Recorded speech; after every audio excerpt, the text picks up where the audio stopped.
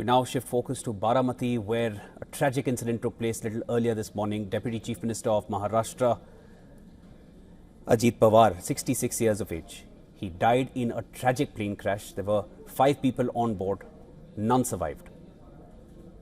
While we're still awaiting details of what really caused the crash, these are visuals from the crash site which were taken shortly after people reached.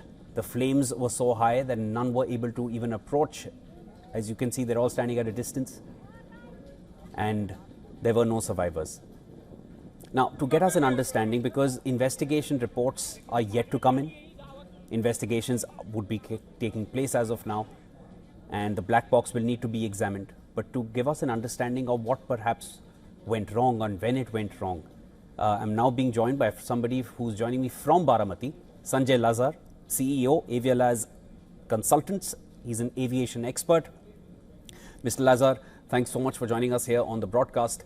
I'm happy that you're here and you can tell us, what kind of complications would have taken place. If you can give us a better understanding of this jet, the Learjet 45, this plane, which is usually used for VIP travel, and the conditions in Baramati, or what perhaps happened, because the plane, as we've learnt, was cleared for landing. And then what happened? Thank you for having me on your show. It's a very sad day today.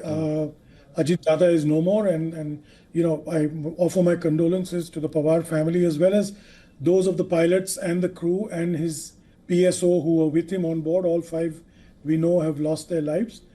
Baramati airport is quite an advanced airport. It's got 2 flying schools there. So it's not as though this was being landed in the middle of back of beyond.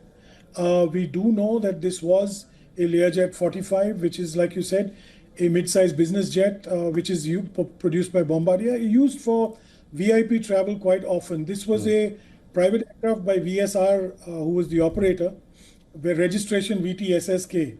Now, we also have got information from the sources on the ground that there was a conversation between the pilot and the ATC. He actually said he could not see the runway, and about 45 to 50 seconds before landing approach, his autopilot apparently cut off and the aircraft veered to the right. Now, we do not know if that was gust of wind shear, or whether it was just an engineering malfunction at this point. It would be incorrect to speculate, but I am, in that district, and I can tell you it's been bright and sunny since morning. Probably over the airport there were different conditions. I was not at that airport, so I cannot speculate. But be that as it may, we also know that the DGCA inspectors are on the way. DGCA has released an incident report. They have not yet released the conversation between the pilot and the ATC. Understood. I think the first job will be to get the black box and then start deciphering it.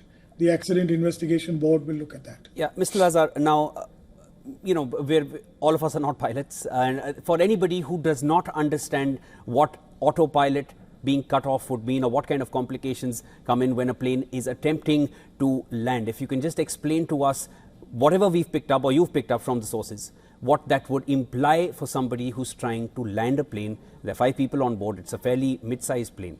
What kind of complications took place, and how long before or how long away from the runway were they when these complications came up?